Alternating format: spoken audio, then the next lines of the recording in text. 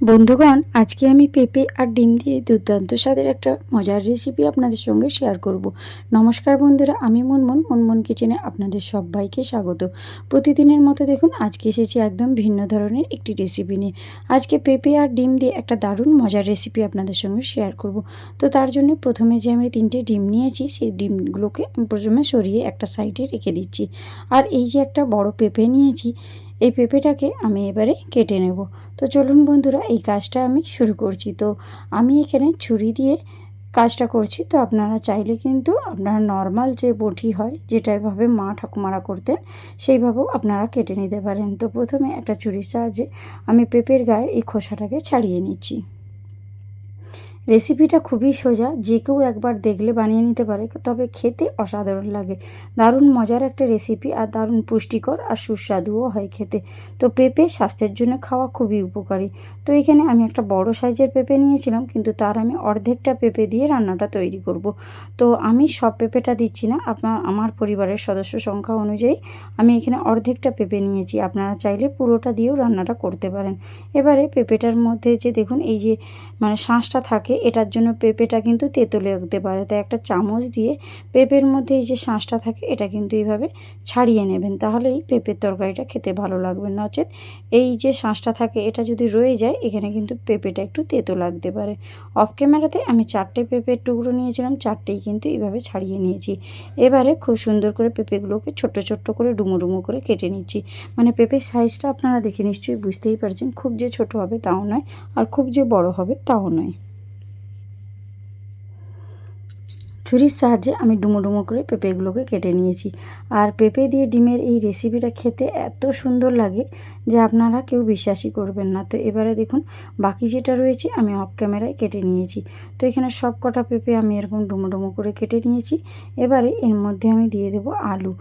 আমি বড় বড় সাইজের আলু নিইনি, মিডিয়াম সাইজের দুটো আলু নিয়েছি। আর এই আলুগুলোকে আমি এরকম ছোট ছোট চৌকো চৌকো করে, যেভাবে আমি পেঁপে কেটেছি সেইভাবেই আলুগুলোকেও কেটে নিচ্ছি। এরকম চৌকো চৌকো করে কেটে নিতে হবে। পেঁপে, আলু আর ডিমের এই রেসিপিটি একবার আমার মতো করে রান্নাটা করবেন, গরম ভাতে জাস্ট জমে যাবে। আর পেঁপে তো বাচ্চারা খেতে একদম চায় না, তো তাদেরকে যদি এইভাবে রান্না করে দেন, তারা কিন্তু চেয়ে চেয়ে খেয়ে নেবে। তো এখানে দেখেন পেঁপে আর আলু সুন্দর করে আমার কাটা হয়ে গিয়েছে। আর একটা পাত্রের মধ্যে এখন আলু আর পেঁপেটাকে তুলে নিতে হবে। তুলে ভালো করে আমি ধুয়ে পরিষ্কার করে নেব, তবে অফ ক্যামেরাতে। তো চলুন বন্ধুরা, গ্যাসের উপরে আমি একটা প্রেসার কুকার বসিয়ে সামান্য অল্প জল দিয়ে দিয়েছি। আর পেঁপে আর আলুটাকে আমি একটা সিটি দিয়ে দেব।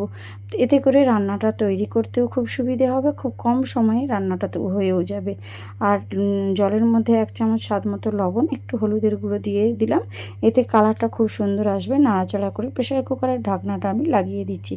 লাগিয়ে দিয়ে জাস্ট একটা সিটি দেব বন্ধুরা। এর থেকে বেশি যদি সিটি দেওয়া হয়, তাহলে কিন্তু ওটা গলে যাবে। তো পেঁপে আলুটা দুটোই গলে যাবে। তো ওটা সিটি দেওয়া হতে হতে আমি এখানে মশলাটা তৈরি করে নিচ্ছি। নিয়ে নিচ্ছি সামান্য অল্প পরিমাণে আদা, একটা গোটা টমেটো, ঝালের জন্য 2টো কাঁচা লঙ্কা, একটু জল দিয়ে খুব সুন্দর করে একটা পেস্ট বানিয়ে নিয়েছি, আদা, কাঁচা লঙ্কা, টমেটোর পেস্ট। তো এখানে দেখুন একটা সিটি দেওয়া হয়ে গেছে। আমি এবারে খুলে আপনাদেরকে দেখিয়ে দিচ্ছি যে ঠিক কীরকমভাবে পেঁপে আলুটা সেদ্ধ করতে হবে। এইভাবেই পেঁপে আলুটা সেদ্ধ করবেন, এর থেকে বেশি সেদ্ধটা করবেন না, তাহলে কিন্তু পেঁপেটা একেবারে গলে যাবে। আর এখানে ডিমটাও আমি অফ ক্যামেরাতে সেদ্ধ করে নিয়েছিলাম। ওই সেদ্ধ করাটা আমি দেখাই না, তো কারণ আপনারা ডিম সবাই সেদ্ধ করতে জানেন। তো ডিমটার গায়ে এইভাবে একটু কাট লাগিয়ে দেবেন, এতে করে ডিমের মধ্যে মশলাটা প্রবেশ করলে খেতে ভীষণ ভালো লাগবে। তো এবারে চলুন গ্যাসের উপর একটা ননস্টিক কড়াই বসিয়ে তার মধ্যে দিয়ে দিচ্ছি বেশ কিছুটা পরিমাণে সরষের তেল। তেলটা খুব ভালো করে গরম হয়ে গেলে ওর মধ্যে অল্প পরিমাণে একটু লবণ আর একটু হলুদের গুঁড়ো দিয়ে দেবো, এতে করে রেসিপির কালার খুব ভালো আসে। আলাদা করে কালার করার জন্য কাশ্মীরি লাল লঙ্কার গুঁড়ো ব্যবহার করতে হয় না। তো এখানে লবণ হলুদের গুঁড়োটা একটু তেলের মধ্যে নাড়াচাড়া করে নিচ্ছি। তারপরে এই যে কাট লাগানো সেদ্ধ ডিমগুলো এখন এর মধ্যে একে একে দিয়ে দিচ্ছি। তো সেদ্ধ ডিমগুলোকে আমি এবারে খুব ভালো করে একটু ভেজে নেব, লাল লাল করে ভেজে নিতে হবে। তো দেখুন ডিমটা খুব সুন্দর করে আমার ভাজা হয়ে গিয়েছে, ডিমের গায়ে খুব সুন্দর একটা কালার এসেছে। তো এই পর্যায়ে আমি ডিমগুলোকে তুলে নিচ্ছি, যেহেতু ডিমটা আমার সুন্দর করে ভাজা হয়ে গিয়েছে। এবার এই ডিমগুলোকে একটা অন্য পাত্রের মধ্যে তুলে নিচ্ছি। তো এখন দেখুন বন্ধুরা, ডিমটা আমি সম্পূর্ণই তুলে নিয়েছি একটা অন্য পাত্রে। আর ওই একই কড়াইয়ের মধ্যে আবারও কিছুটা পরিমাণে সর্ষের তেল দিয়ে দিচ্ছি। তেলটা খুব ভালো করে ধোঁয়াটা গরম হয়ে গেলে আলু আর পেঁপে যে আমি সেদ্ধ করে রেখেছিলাম, সেদ্ধ করা আলু আর পেঁপেটা এবারে খুব ভালো করে ভেজে নিতে হবে। মানে ঠিক এইরকমভাবেই ভাজবেন যেন পেঁপে আর আলুর গায়ে সুন্দর একটা ভাজা ভাজা কালার আসে, তবেই খেতে ভালো লাগবে। আর যেহেতু এটা আমি আগে থেকেই সেদ্ধ করে নিয়েছিলাম, রান্নাটা দেখবেন খুব কম সময়ে চটজলদি হয়ে যাবে। তার জন্যে আমি প্রথমে একটা সিটি দিয়ে দিতে বলেছিলাম। প্রেশার কুকারে এইভাবে একটা সিটি দিয়ে দিলে আলুটা আর পেঁপেটা খুব সুন্দর সেদ্ধ হয়ে গেলে রান্নাটা অল্প সময়ের মধ্যে খুবই সুস্বাদুভাবে তৈরি হয়ে যাবে। আর এখন দেখুন পেঁপে আর আলুটা খুব সুন্দর করে ভেজে নিয়েছি, কারণ পেঁপে আর আলুর গায়ে দেখুন একটা লালচে ভাজা ভাজা কালার এসেছে। এই পর্যায়ে পেঁপে আর আলুটাকে আমি তুলে নিচ্ছি একটা অন্য পাত্রের মধ্যে। তো একটা হাতার সাহায্যে আমি পেঁপে আর আলুটাকে তুলে নিচ্ছি। ভিডিও যদি ভালো লাগে, রেসিপি যদি আমার ভালো লাগে, অবশ্যই বন্ধুদের মধ্যে শেয়ার করে দেবেন। আর আমার চ্যানেলে নতুন হলে চ্যানেলটা সাবস্ক্রাইব করে আমার পাশে থাকার অনুরোধ রইল। নিত্য নতুন রেসিপি পেতে চ্যানেলটা নোটিফিকেশান অন করে সাবস্ক্রাইব করে দেবেন, তাহলেই দেখবেন যখনই আমি ভিডিও আপলোড করব আপনাদের কাছে পৌঁছে যাবে। তো এখন ওই কড়াইয়ের মধ্যে অল্প তেল আর দিয়ে দিলাম কোচানো রসুন আর একটা গোটা শুকনো লঙ্কা, অল্প পরিমাণে একটু কালো জিরে। এবারে রসুন, কালো জিরে আর শুকনো লঙ্কাটাকে তেলের মধ্যে নাড়াচাড়া করে একটু ভেজে নিতে হবে। রসুনটা যখন এরকম লালচে ভাজা হয়ে যাবে, একটা বড় সাইজের পেঁয়াজ আমি কুচো করে ওই তেলের মধ্যে দিয়ে দিচ্ছি। আর নাড়াচাড়া করে পেঁয়াজটাকে খুব ভালো করে ভেজে নিতে হবে। আর অল্প পরিমাণে একটু লবণ দিয়ে দেবেন, এতে করে পেঁয়াজটা খুব তাড়াতাড়ি মজে যাবে। তো একটা স্প্যাচুলা দিয়ে ভালো করে নাড়াচাড়া করে নিয়েছিলাম। আর এই পর্যায়ে দেখুন পেঁয়াজটা অনেকটা পরিমাণে মজে গিয়েছে। আর লবণ দিয়ে দিলে পেঁয়াজটা খুব তাড়াতাড়ি ভাজা হয়ে যাবে। পেঁয়াজটা যখন এরকম বাদামি কালার হয়ে এসেছে, তখন এর মধ্যে আমি দিয়ে দেবো সে আদা, কাঁচা লঙ্কা, টমেটোর পেস্ট। এবারে খুব ভালো করে একটু নাড়াচাড়া করে মশলাটা কষিয়ে নিতে হবে। আর মিক্সির বোলটা দিয়ে অল্প পরিমাণে একটু জল দিয়ে দিলাম, দিয়ে এবারে মশলাটাকে ভালো করে কষিয়ে নেব, যতক্ষণ না মশলার মধ্যে থাকা আদার যে একটা কাঁচা গন্ধ ওটা চলে না যাচ্ছে। এখন এর মধ্যে কিছু গুঁড়ো মশলা দিয়ে দিচ্ছি। হাফ চামচ হলুদের গুঁড়ো, হাফ চামচ ধনিয়ার গুঁড়ো, হাফ চামচ লঙ্কার গুঁড়ো। ঝালটা আপনারা আপনাদের প্রয়োজন মতো দেবেন, যেমন ঝাল খেতে পছন্দ করেন। যেহেতু এখানে আমি কাঁচা লঙ্কার বাটা দিয়েছি, তার জন্য ঝালের পরিমাণটা আমি একটু কম দিলাম। তা আপনারা যদি চান তাহলে ঝালের পরিমাণটা একটু বাড়িয়ে নিতে পারেন। গুঁড়ো মশলাটা দিয়ে আবারও নাড়াচাড়া করে কষিয়ে নিচ্ছি, এতে করে মশলার কাঁচা গন্ধটা চলে যাবে। আর এইভাবে যখন মশলা থেকে দেখবেন খুব সুন্দর তেল ছাড়তে শুরু করেছে, তখনই কিন্তু এর মধ্যে দিয়ে দেব সামান্য অল্প পরিমাণে টক দই। আমি এখানে 1 চামচ মতো টক দই দিয়েছি। টক দইটা দিলে ফ্লেভারটা ভীষণ সুন্দর আসবে, অবশ্যই দেবেন, এটা স্কিপ করবেন না।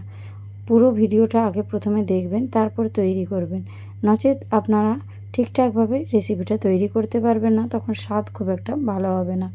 তো এখন টক দইটা দিয়ে আবারও কিছুটা সময় আমি রান্না করে নিয়েছি। আর রান্না করার পর দেখবেন এর মধ্যে থেকে তেল ছাড়তে শুরু করে দিয়েছে। এবারে ভেজে রাখা আলু আর পেঁপেটা এখন ওর মধ্যে দিয়ে দিলাম। একসঙ্গে মশলা খুব ভালো করে আলু, পেঁপে আর মশলাটাকে কষিয়ে নিতে হবে।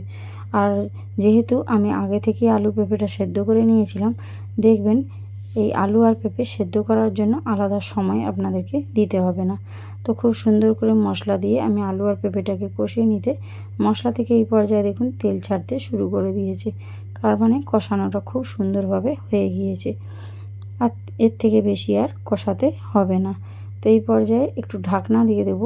ঢাকনা দিয়ে একটুখানি সময় আমি এইভাবেই রেখে দেব, এতে করে তেলটা খুব সুন্দর ছেড়ে দেবে।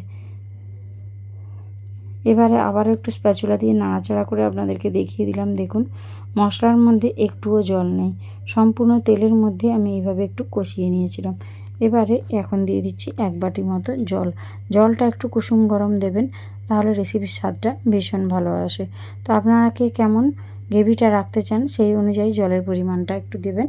আমি যেহেতু এখানে বেশি গ্রেভি রাখবো না, তার জন্য এখানে একটা বাটির 1 বাটি জল দিয়েছি।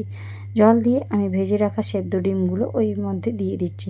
মশলার মধ্যে ডিমটা দিয়ে ভালো করে নাড়াচাড়া করে নেবেন, দিয়ে কিছুটা সময় আমি রান্না করে নেব, তাহলে এই মশলাটা ডিমের মধ্যে প্রবেশ করবে। এবারে এইভাবে ঢাকনা দিয়ে দেবো। ঢাকনা দিয়ে কিছুটা সময় আমি রান্না করে নিয়েছিলাম। এখন দেখুন রেসিপিটা মোটামুটি একদম তৈরি হয়ে গিয়েছে। আর কালারটা দেখুন কতটা সুন্দর এসেছে। একটু লবণ লাগতো, তার জন্য আমি লবণটা বুঝে দিয়ে দিলাম।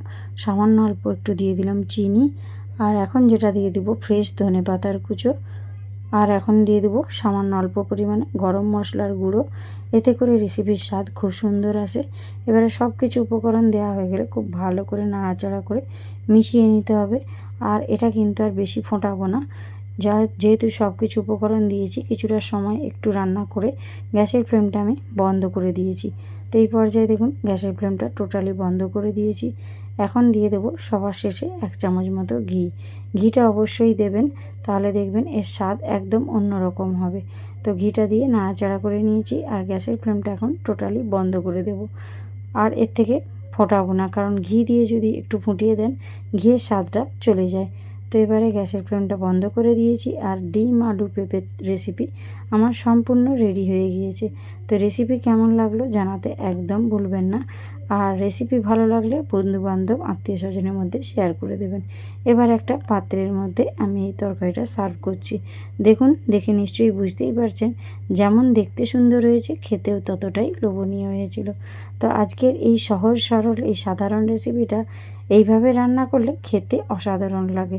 ভাত, রুটি, পরোটা সব কিছুর সঙ্গে একেবারে জমে যাবে। তো আজকের মতো রেসিপিটা আমি এখানেই শেষ করব। দেখা হবে আগামী পর্বে আগামী একটা নতুন রেসিপির সঙ্গে। তো রেসিপি কেমন লাগলো জানাতে একদম ভুলবেন না বন্ধুগণ।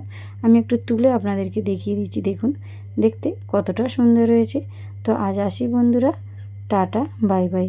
আপনারা কে কোথা থেকে দেখছেন সেটাও আমাকে ঝটপট কমেন্ট বক্সে কমেন্ট করে জানিয়ে দেবেন। তো টাটা, বাই বাই।